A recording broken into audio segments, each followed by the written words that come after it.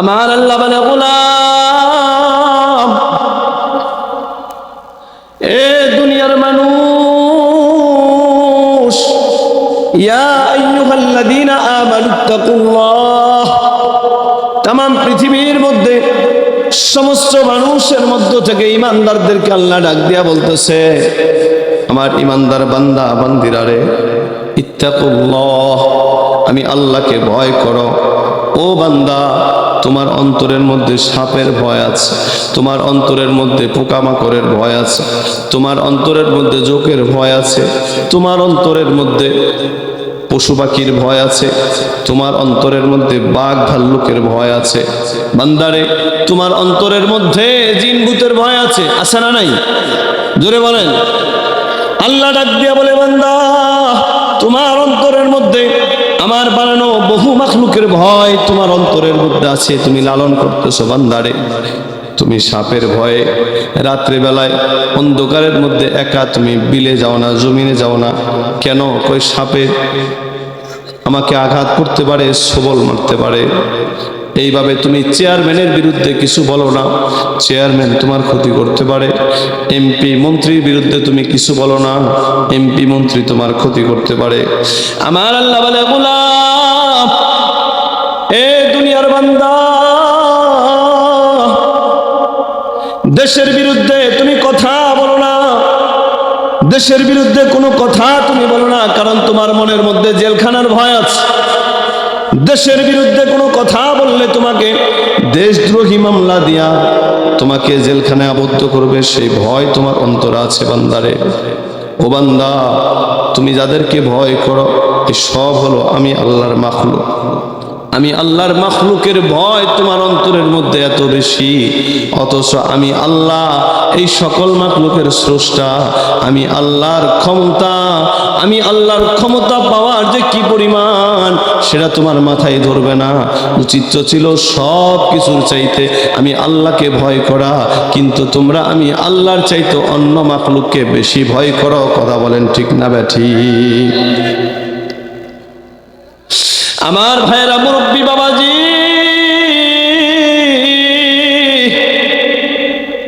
সাহাবায়ে কেরামের চিন্তা চেতনা, তাদের খাওয়া দাওয়া, চলাফেরা, কথাবার্তা সব কিছু ছিল আখিরাতমুখী। আল্লাহর নবীর এক সাহাবী, নবীর সাহাবী বলতেছে, কুনতু আবিতু মা'আন নবী সাল্লাল্লাহু আলাইহি ওয়াসাল্লাম, আমি একদিন নবীর সাথে রাত্রি যাপন করলাম। ফাআতাইতুহু বিওয়াজুইহি ওয়া হাজাতিহি, আমি রাত্রিবেলায় নবীর জন্য উজুর পানি আগায় দিলাম, মেসওয়াকের ব্যবস্থা করে দিলাম।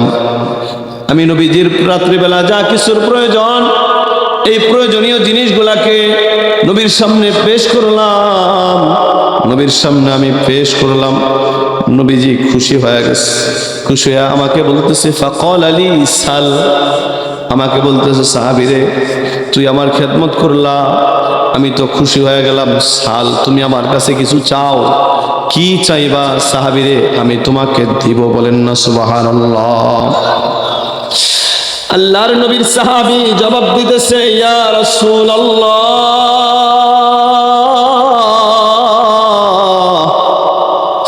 ওগো দয়ার নবী, ইন্নী আসআলুকা মুরাফাকাতাকা ফিল জান্নাহ। ওগো নবী, আমি দুনিয়ার কোনো টাকা পয়সা আপনার কাছে চাচ্ছি না, দুনিয়ার কোনো ক্ষমতাও চাচ্ছি না, আমাকে কোনো পদের জন্য সুপারিশও আপনার কাছ থেকে চাচ্ছি না, আমি একটা চাউলের বস্তার সুপারিশও আপনার কাছ থেকে চাচ্ছি না, সরকারি কোনো একটা অনুদান পাওয়ার সুপারিশও চাচ্ছি না। আল্লাহর নবীর সাহাবী বলে, ইয়া রাসূলুল্লাহ, ইয়া হাবিবাল্লাহ, ওগো নবী, একটা জিনিস আপনার কাছে চাই। দুনিয়ায় যেমনি ভাবে আমাকে আপনার খেদমত করার সুযোগ করে দিয়েছেন, দুনিয়াতে যেমনি আপনার সেবা করার সুযোগ পাইছি, ওগো নবী, আপনার কাছে আমার চাওয়া হলো আখিরাতেও যেন আপনার সাথে থাইকা জান্নাতে আপনার খেদমত করতে পারি। তার মানে হলো, ইয়া রাসূলুল্লাহ, ইয়া হাবিবাল্লাহ, দুনিয়ার কোনো কিছুর আমার দরকার নাই, আমি একটা জিনিস আপনার কাছে চাই, ইন্নী আসআলুকা মুরাফাকাতাকা ফিল জান্নাহ, আমি আপনার সাথে জান্নাতে থাকতে চাই, আমি আপনার সাথে জান্নাতে আপনার সাথী হয়ে থাকতে চাই। দুনিয়ায় আপনার যেমন সেবা করতে পারতেছি, জান্নাতও আপনার সেবা করতে চাই। তার মানে হলো আমি আপনার কাছ থেকে জান্নাত চাই। আমাকে জান্নাত দেওয়ার জন্য, আমি জান্নাত পাওয়ার জন্য আপনার সুপারিশ চাই। বলেন না সুবহানাল্লাহ। ও মুসলমান, খুব খেয়াল করেন, গভীর মনোযোগ। আল্লাহর নবীর সাহাবীরা, তাদের চিন্তা চেতনা চাওয়া পাওয়া সব কিছু হলো আখিরাতমুখী। দুনিয়ার জন্য তারা কিছুই করতে রাজি না। কই কেন? হাদিসের মধ্যে আছে মানুষ 4টা জায়গায় অবস্থান করে। আমি গত 19 তারিখে মাহফিলে বলেছিলাম মানুষ 4 জায়গায় অবস্থান করে। একটা হলো আল আউয়ালু বাতনুল উম্মি, মায়ের পেটে মানুষ অবস্থান করে। 2 নাম্বার হলো ইয়া আদ-দার আল্লাতি আনশাতাহা, 2 নম্বরে হলো আমি আপনি দুনিয়াতে যে ঘর বাড়ি বানাই এখানে মানুষ অবস্থান করে। 3 নম্বরে হিয়া দারুল বরজখ, কবরে মানুষ অবস্থান করে। 4 নম্বরে হলো সর্বশেষ স্থায়ী ঠিকানা, হয়তো জাহান্নাম অথবা জান্নাত, 2টার একটা, যে কোনো একটা হবে আখিরাত, অর্থাৎ কিয়ামতের ময়দানে ফয়সালা হওয়ার পরে যারা জান্নাতি হয়ে যাবে তারা স্থায়ীভাবে জান্নাতে থাকবে, আর যারা জাহান্নামী হয়ে যাবে তারাও স্থায়ীভাবে জাহান্নামে থাকবে। ওখান থেকে বের হওয়ার কোনো সুযোগ নাই। তার মানে হলো মায়ের পেটে আমরা ছিলাম, সেখান থেকে দুনিয়ায় আসলাম, দুনিয়া থেকে আবার আখিরাতে চলে যাব, কবরে চলে যাব, কবর থেকে আবার আখিরাতে চলে যাব। জান্নাত অথবা জাহান্নাম, 2টার যে কোনো একটা ফয়সালা আমাদের ব্যাপারে হয়ে যাবে। আমার ভাইয়েরা, মুরব্বী বাবাজি, ও পর্দার আম্মা জান, নবীর সাহাবীরা তাদের চিন্তা চেতনা সব কিছু ছিল আখিরাতমুখী। কারণ কি? আল্লাহর নবী আর হাদিসের মধ্যে জানিয়ে দিয়েছেন, কুন ফিদ দুনিয়া কান্নাকা গরীব ও আবিরুস সাবিল। আল্লাহর নবী বলেন, উম্মত রে, দুনিয়ায় এমন ভাবে তুমি থাকবা, এমন ভাবে চলাফেরা করবা, মনে হয় যেন তুমি একটা মুসাফির, তুমি একটা পথিক। সুবহানাল্লাহ। আমি আপনি সফরে বের হয়ে বিভিন্ন সময় ঢাকা যায়, বরিশাল যায়, বিভিন্ন জায়গায় সফরে যায়। আমাকে বলেন তো দেখি, ঢাকা আপনি রওনা হলেন, ঢাকায় রওনা হওয়ার সময় প্রয়োজনীয় কিছু আসবাব সাথে নেন কি নেন না? কথা বলেন। ওই যে ঢাকার সফরে থাকার জন্য বাড়িটা নিয়ে যান, কি বলেন? বাড়িটা নিয়ে যান, ঘরের কাপড় চোপড় যা আছে সব নিয়ে যান, কি বলেন? হান্ডি পাতিল যা আছে সব নিয়ে যান, নাকি মুসাফির অবস্থায় একেবারে সাদা সিধা একটা গামছা, একটা লুঙ্গি, একটা গেঞ্জি, একটা জামা, এইরকম খুব সামান্য কিছু? কথা ঠিক নেই? কথা বলেন। কেন কেন কেন আপনি সব নেন না কেন? 2 দিনের সফরে ঢাকা যাবেন, আপনার মাথায় আছে আমি 2 দিন পরে আবার আমার বাড়িতে চলে আসবো, অতএব বাড়ি উঠায় নেওয়ার আমার কোনো প্রয়োজন নাই। আমি সফরে বের হয়েছি, 2 দিনের সফরে বের হয়েছি, সব কিছু আমার নেওয়ার দরকার নাই। আমি যেখান থেকে বের হলাম ওখানে আমি আবার ফিরে আসবো। মুসলমান, দুনিয়ারিটা বুঝেন, আখিরাতটা কেন বুঝেন না? আল্লাহর কাছ থেকে আসলাম, আবার আল্লাহর কাছে চলে যাব। দুনিয়ার এই মুসাফির খানায় এত বড় 50 লাখ টাকা খরচ কইরা এই দালান কোটা বাড়ির দরকারটা কি? এটা কেন বুঝেন না? ওটা আমরা ঠিকই বুঝি, এটা কেন বুঝি না? আমার ভাইয়েরা, বাবাজিরা, আমাদের অবস্থা দেখলে এমন মনে হয় এমন মজবুত ভাবে আমরা বাড়ি করি, এমন এত পরিমাণ অর্থ আমাদের একটা ঘরের পিছনে আমরা খরচ করি, মনে হয় যেন আখিরাত বলতে কিছু নাই, মনে হয় যেন সব কিছু এখানে আমার শেষ, মনে হয় যেন আখিরাত বলতে কিছু নাই, মনে হয় যেন সবই আবার দুনিয়াতে। এই জন্য আমাদের চিন্তা চেতনা, কথাবার্তা, আলাপ আলোচনা, হাঁটা চলা, দেখাশোনা সব কিছু দুনিয়ামুখী। কথা বলেন ঠিক না বেঠি? আমার আল্লাহ বলে, ইয়া আইয়ুহাল্লাযীনা আমানু ইমানদারেরা, এক নম্বরে আমি আল্লাহকে ভয় করো। দুনিয়ার মাখলুককে ভয় পাওয়ার কোনো কারণ নাই। এই মাখলুকগুলা তো আমি আল্লাহ তাআলাই বানিয়েছি, ওদেরকে ভয় না করিয়া এই মাখলুকগুলাকে যিনি বানিয়েছেন ওই স্রষ্টাকে ভয় করো। কথা বলেন ঠিক না বেঠিক? দুই নম্বরে আল্লাহ বলেন ওয়াল তানজুর নাফসুম মা কদ্দামাত লিগাদ, প্রত্যেকেই ভেবে দেখুক, প্রত্যেকেই চিন্তা করে দেখুক, বালিশের সাথে মাথা না লাগায়া চোখ দুটা বন্ধ করে প্রত্যেকেই ভেবে দেখুক। আল্লাহ বলতেছেন প্রত্যেকেই চিন্তা করে দেখুক সে আগামী কালকের জন্য অগ্রিম সে কি পাঠিয়েছে। তার মানে হলো আখিরাতের জন্য তার এই দুনিয়ার জীবনের পরে কবরের জীবন, কবরের জীবনের পরে আখিরাতের স্থায়ী জীবন, ওই আখিরাতের জন্য সে কি পাঠাইলো প্রত্যেকেই ভেবে দেখুক। এই কথা কে বলেছেন? আমার আল্লাহ বলে গোলাম এ পর্দার আম্মা যান, দুনিয়ায় তোমার থাকার ঘরের তুমি প্রয়োজন মনে করলা, দুনিয়ায় থাকার জন্য ঘরের প্রয়োজন মনে করলা, আখিরাতে থাকার ঘরের কি দরকার নাই নাকি? কথা বলেন। দুনিয়ায় থাকার জন্য তুমি ঘরের প্রয়োজন মনে করলা, আখিরাতে কি ঘরের দরকার নাই নাকি? জান্নাত অর্থ হলো বাগান।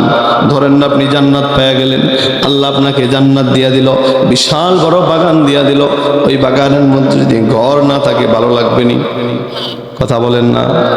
মানুষ একটা বাড়ি বানায়, একটা বাড়ি সাজায়, এই বাড়ির মধ্যে একটা ঘর থাকে, এই বাড়ির আশপাশে কিছু গাছগাছালি থাকে, বিভিন্ন গাছগাছালি থাকে, বিভিন্ন ফল ফলাদের গাছ থাকে, আবার কিছু কিছু জায়গায় লাইটিং থাকে, কিছু কিছু জায়গায় সাজায়। কথা বলেন ঠিক না ঠিক? আমার ভাইয়েরা, মুরব্বী বাবাজি, দুনিয়াবি সব কিছু আমরা বুঝি, আখিরাত কেন বুঝি না? আখিরাত কেন বুঝি না?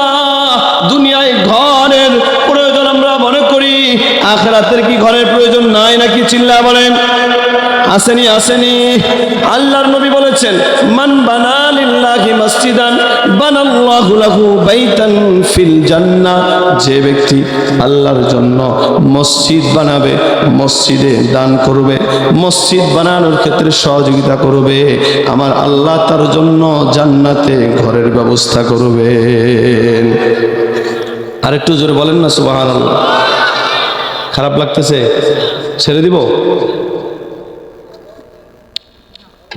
বিরক্ত হচ্ছেন না তো? আবার যে কথাগুলো হচ্ছে এগুলাকে আমাদের, আমি অল্প সময় আপনাদের সামনে একটু মুজাকারা করব আল্লাহর ভয় নিয়ে। কি নিয়ে বলেন? আগে বিষয় বুঝে নেন। কি নিয়ে? আল্লাহর ভয় নিয়ে। পৃথিবীতে আমরা বিভিন্ন জিনিসকে ভয় পাই। মানুষ সাপকে ভয় পায়, বিচ্ছুকে ভয় পায়, পোকামাকড়কে ভয় পায়, জিন ভূতকে ভয় পায়, মেম্বারকে, চেয়ারম্যানকে, এমপি মন্ত্রীকে ভয় পায়। পায় কি পায় না?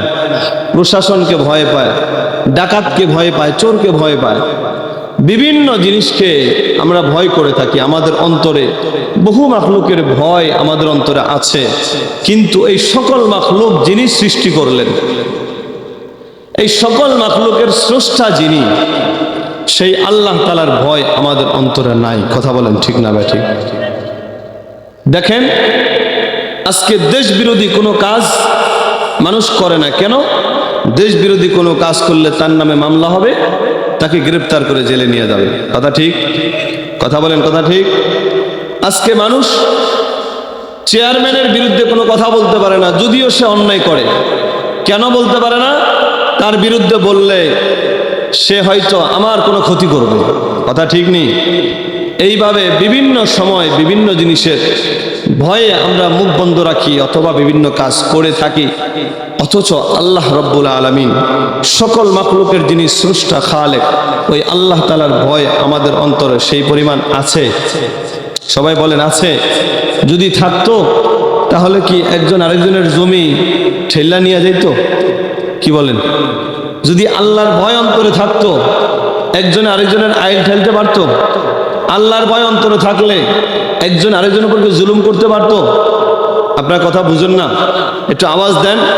আল্লাহর ভয় যদি অন্তরে থাকতো, আল্লাহর বান্দা এত দুনিয়াবি কাজ করতে পারে, 5 ওয়াক্ত নামাজ না পড়ে থাকতে পারতো?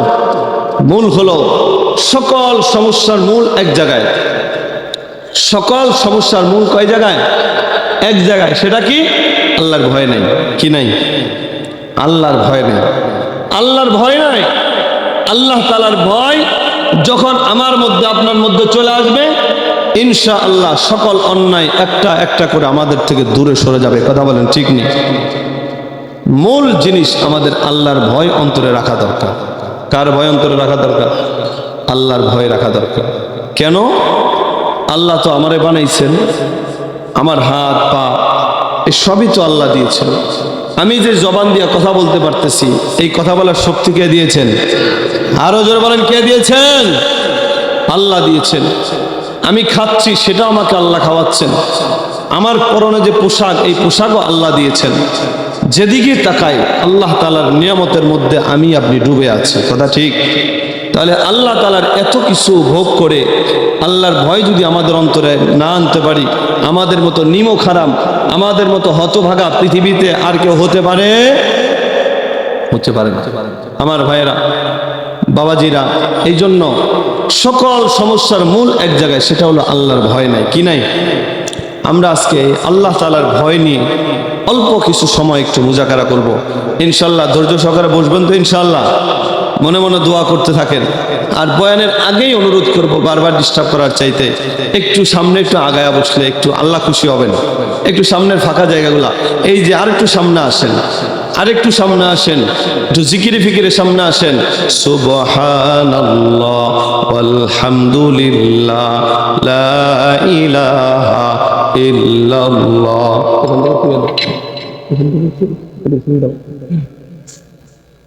একটু সুবহানাল্লাহ আলহামদুলিল্লাহ লা ইলাহা ইল্লাল্লাহ। একটু সামনের ফাঁকা জায়গাগুলো একটু মেরা বসেন।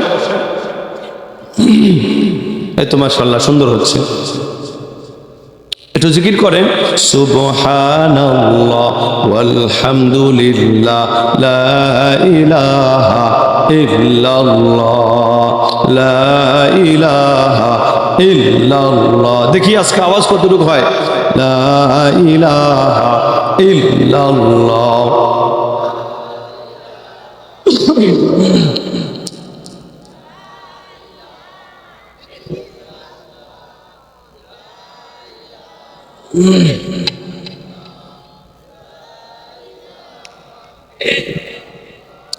লা ইলাহা ইল্লাল্লাহু মুহাম্মাদুর রাসূলুল্লাহ। সকলে পড়েন সাল্লাল্লাহু আলাইহি ওয়াসাল্লাম।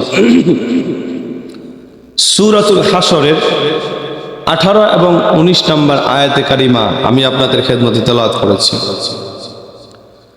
সৈয়দুল মুরসালিন, শফিউল মুজনিমিন, খাতামুন নবিয়্যিন, রাহমাতুল লিল আলামিন মুহাম্মাদুর রাসূলুল্লাহ সাল্লাল্লাহু আলাইহি ওয়াসাল্লামের অসংখ্য অগণিত অমেয় বাণী হাদিসের মধ্য থেকে ছোট্ট একখানা হাদিস আপনাদের সামনে পাঠ করেছি।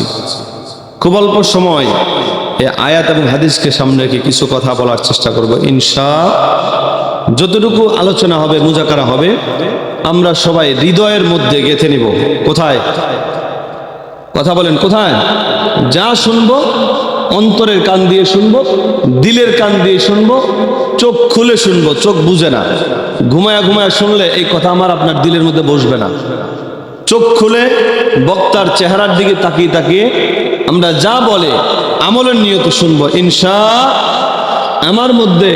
আমাদের মধ্যে আর সাহাবাই কেরামদের মধ্যে পার্থক্যের বড় একটা পার্থক্য হলো এটা, সাহাবাই কেরাম যখনই যা শুনতেন নবীজির থেকে সাথে সাথে মানা শুরু করে দিতেন। আল্লাহু আকবার। সাথে সাথে মানা শুরু করতেন, লেট করতেন না। আর আমরা শুনি অনেক কথা কিন্তু মানি না, আমাদের আমলে উঠে না। কথা ঠিক?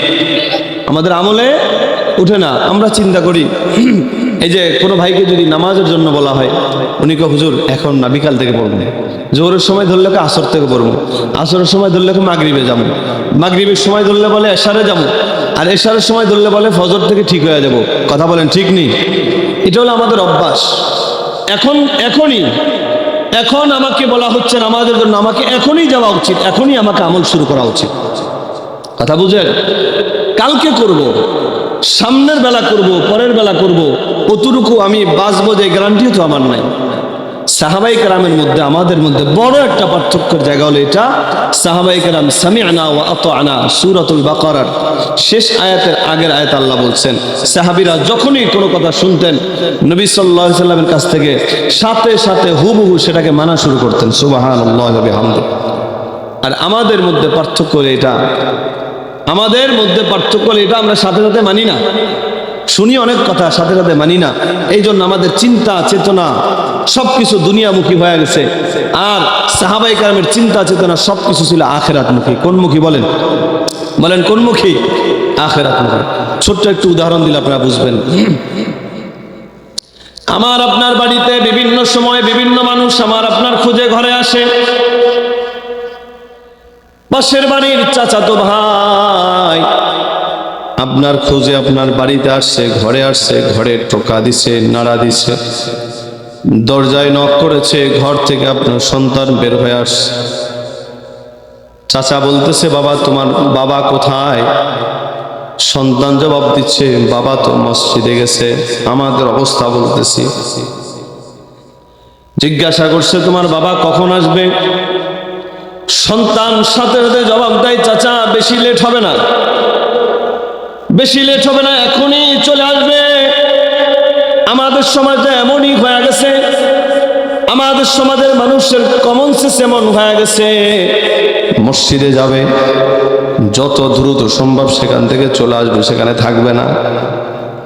পাবলিক বাঙালি মানুষ, ইমাম সাহেব মসজিদের নামাজের সালাম ফিরাইতে দেরি, পিছন থেকে উঠা যাইতে দেরি হয় না। চিল্লা বলেন ঠিক না বেঠি? সন্তান জবাব দেয়, চাচা বেশি লেট হবে না, কোনো টেনশন নাই, পেরেশানি না, এখনই চলে আসবে। অল্প সময় বসেন বাবা, এখনই চলে আসবে। কারণ বাবা মসজিদে গেছে, মসজিদে বসে বসে জিকির করে না। আমার বাবা মসজিদে বসে বসে আল্লাহ আল্লাহ করে না, বরঞ্চ কোনো রকম নামাজটা শেষ হতে দেরি, বাড়িতে আসতে দেরি হবে না। আর যদি বলা হয় বাবা আরেকদিন চাচা আপনার বাড়িতে গেছে, ঘরের দরজা নক করেছে, আপনার সন্তান বের হয়ে আস, জিজ্ঞাসা করলো তোমার বাবা কোথায়? বলল চাচা বাবা তো বাজারে গেছে। বলল কখন আসবে? কই চাচা সেটা তো জানি না, বাবা বাজারে গেছে, কখন আসবে তার কোনো ঠিক ঠিকানা নাই। তার মানে হলো বাবা বাজারে যায় কি পরিমাণ সময় সেখানে নষ্ট করে, অপচয় করে, তার কোনো সীমা নাই। বাবার কোনো কাজ নাই, তারপরেও বাজারে বসে বসে আড্ডা দিতে দিতে রাত্রে 10টা 11টা 12টা বাজায়। কথা বলেন ঠিক না ব্যাঠি? আর সাহাবায়ে কেরামের অবস্থা কেমন ছিল? সাহাবীদের ঘরের দরজায় গিয়া নক করত, ঘর থেকে সন্তান বের হয়ে আসতো, জিজ্ঞাসা করতো তোমার বাবা কোথায়? সন্তান জবাব দিত বাবা তো বাজারে গেছে। সাহাবায়ে কেরামের অবস্থা কেমন ছিল মুসলমান খুব খেয়াল করেন। জিজ্ঞাসা করতো তোমার বাবা বাজার থেকে কখন আসবে? জবাব দিত সন্তান, চাচা বেশি লেট হবে না, আমার বাবা বাজারে গেছে, সেখানে কাজ সারার পরে 1 সেকেন্ডও তিনি বাজারে অপেক্ষা করবে না, আপনি বসেন, এখনই বাবা চলে আসবে। কথা বলেন ঠিক না ব্যাঠি?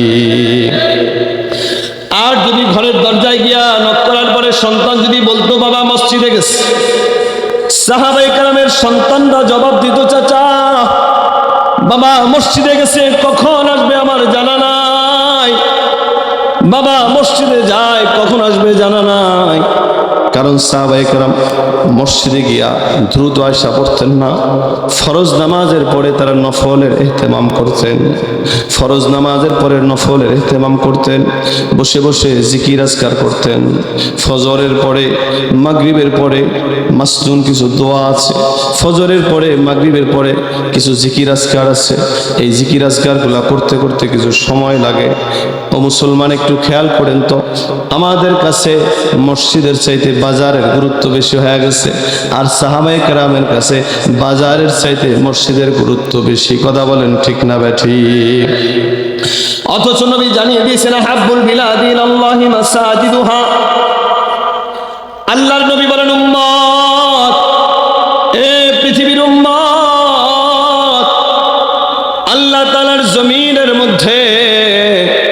আল্লাহর কাছে সবচেয়ে দামি স্থান হলো মসজিদ। ওয়া আবগাদুল বিলাদি ইলাল্লাহি আসওয়াকুহা, আল্লাহর কাছে সবচেয়ে নিকৃষ্ট জায়গা হলো বাজার। ও মুসলমান, আমারে সাক্ষী দেন তো দেখি, আমরা মসজিদের সময় বেশি দেই না বাজারে বেশি দেই? কথা বলেন। এমনও হয় কোনো কাজ নাই, একটু কাজও নাই, এরপরে আল্লাহর বান্দা বাজারে না গিয়ে পারে না। কথা বলেন, কথা ঠিক নেই। কেন যায়? চা খাইতে যায়। কেন? চা কি ঘরে বানানো যায় না? চা কি বাসায় খাওয়া যায় না? চা কি বাড়ির দরজার দোকানে খাওয়া যায় না? বাজারে যাইতে হবে কেন? মূলত এটা তার অভ্যাসে পরিণত হয়ে গেছে। কি হয়ে গেছে? বলেন বলেন, কিসে পরিণত হয়েছে? অভ্যাসে পরিণত হয়ে গেছে। বাজারে না গেলে মনে হয় যেন তার পেটের ভাত হজম হয় না। সেখানে যায়, এক দোকানে ঢুকে এক কাপ চা নাই, এই চা খাইতে সময় লাগে 2 মিনিট, এই লোক আধা ঘন্টা, 1 ঘন্টা, 2 ঘন্টা দোকানে বসে বসে টিভি চায়। কথা বলেন ঠিক না ঠিক? আমার ভাইয়েরা, বাবাজিরা, মুরব্বী, দুনিয়ার জমিনে সাহাবায়ে কেরাম দুনিয়ার জমিনে হায়াতে বেঁচে থাকতেই নবীজির মাধ্যমে তারা জান্নাতের সুসংবাদ পেয়েছেন, জান্নাতের টিকিট হাতে পেয়েছেন। ওই সাহাবায়ে কেরামের মতো আপনি আমিও যদি জান্নাত যদি পেতে চাই, জান্নাতে যদি যেতে চাই, চির সুখের জায়গা জান্নাতে যদি আমি আপনি জায়গা করে নিতে চাই, সাহাবায়ে কেরামের দেখানো পথের বাহিরে চলার কোনো সুযোগ নাই। কথা বলেন ঠিক কি না? আমার আল্লাহ বলে, গোলাম, এ দুনিয়ার মানুষ, ইয়া আইয়ুহাল্লাযীনা আমানুত্তাকুল্লাহ, তামাম পৃথিবীর মধ্যে সমস্ত মানুষের মধ্য থেকে ইমানদারদেরকে আল্লাহ ডাক দিয়া বলতেছে, আমার ইমানদার বান্দা বান্দিরা রে, ইত্তাকুল্লাহ, আমি আল্লাহকে ভয় করো। ও বান্দা, তোমার অন্তরের মধ্যে সাপের ভয় আছে, তোমার অন্তরের মধ্যে পোকামাকড়ের ভয় আছে, তোমার অন্তরের মধ্যে জোকের ভয় আছে, তোমার অন্তরের মধ্যে পশু পাখির ভয় আছে, তোমার অন্তরের মধ্যে বাঘ ভাল্লুকের ভয় আছে। বান্দারে, তোমার অন্তরের মধ্যে জিন ভূতের ভয় আছে, আছে না নাই? জোরে বলেন। আল্লাহ ডাক দিয়া বলে, বান্দা, তোমার অন্তরের মধ্যে আমার বানানো বহু মাখলুকের ভয় তোমার অন্তরের মধ্যে আছে, তুমি লালন করতেছো। বান্দারে, তুমি সাপের ভয়ে রাত্রে বেলায় অন্ধকারের মধ্যে একা তুমি বিলে যাও না, জমিনে যাও না। কেন? কই সাপে আমাকে আঘাত করতে পারে, সবল মারতে পারে। এইভাবে তুমি চেয়ারম্যানের বিরুদ্ধে কিছু বলো না, চেয়ারম্যান তোমার ক্ষতি করতে পারে। এমপি মন্ত্রীর বিরুদ্ধে তুমি কিছু বলো না, এমপি মন্ত্রী তোমার ক্ষতি করতে পারে। আমার আল্লাহ বলে, গোলাম, এ দুনিয়ার বান্দা, দেশের বিরুদ্ধে তুমি কথা বলো না, দেশের বিরুদ্ধে কোনো কথা তুমি বলো না, কারণ তোমার মনের মধ্যে জেলখানার ভয় আছে। দেশের বিরুদ্ধে কোনো কথা বললে তোমাকে দেশদ্রোহী মামলা দিয়া তোমাকে জেলখানায় আবদ্ধ করবে, সেই ভয় তোমার অন্তরে আছে। বান্দারে, ও বান্দা, তুমি যাদেরকে ভয় করো, এই সব হলো আমি আল্লাহর মাখলুক। আমি আল্লাহর মাখলুকের ভয় তোমার অন্তরের মধ্যে এত বেশি, অথচ আমি আল্লাহ এই সকল মাখলুকের স্রষ্টা। আমি আল্লাহর ক্ষমতা পাওয়ার যে কি পরিমাণ সেটা তোমার মাথায় ধরবে না। উচিত ছিল সব কিছুর চাইতে আমি আল্লাহকে ভয় করা, কিন্তু তোমরা আমি আল্লাহর চাইতে অন্য মাখলুককে বেশি ভয় করো। কথা বলেন ঠিক না ঠিক? আমার ভাইয়েরা, মুরব্বী, বাবাজি,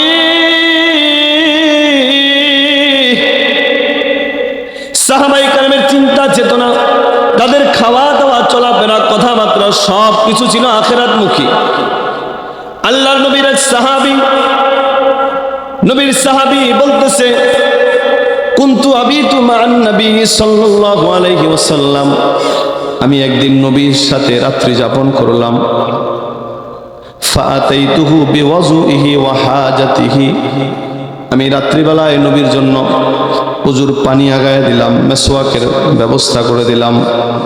আমি নবীজির রাত্রিবেলা যা কিছুর প্রয়োজন এই প্রয়োজনীয় জিনিসগুলাকে নবীর সামনে পেশ করলাম।